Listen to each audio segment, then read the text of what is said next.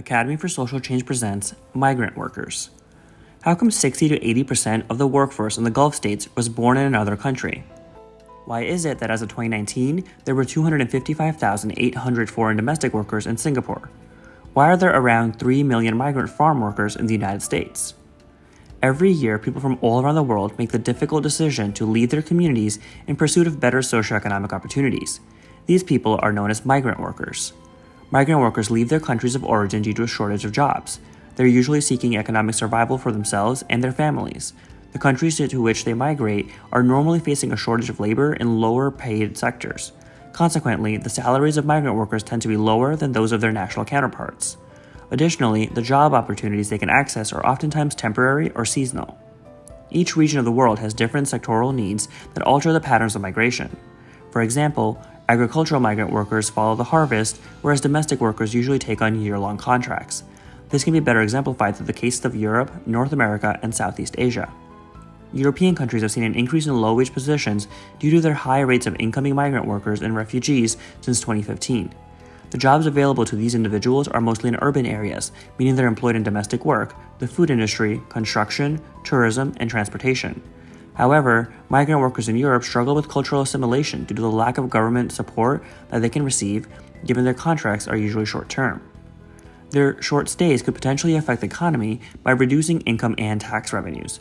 This could be due to a fall in wages in the sectors where immigrants work and an increased need for public and social services due to the salary decline.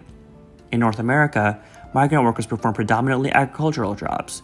They move across regions to follow the harvest times. In the United States, these workers are most present in places like Southern California, Texas, and Florida, and they tend to move towards New England. Most of the workers come from Central and South America, and they perform a variety of difficult manual labor tasks.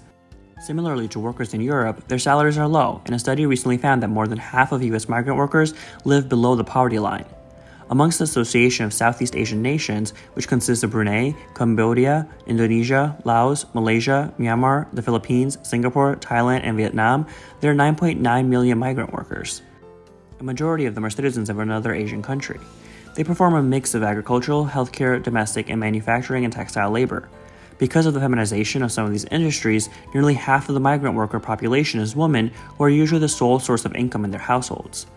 These individuals usually have very weak contracts that make them more vulnerable to exploitation and human trafficking. These three examples encapsulate the different contexts in which migrant labor occurs. However, there are some common aspects of their experience worldwide. Migrant workers often do not enjoy basic rights because of their legal status. Some of them are undocumented. Because of that, they cannot advocate for higher wages or better working conditions.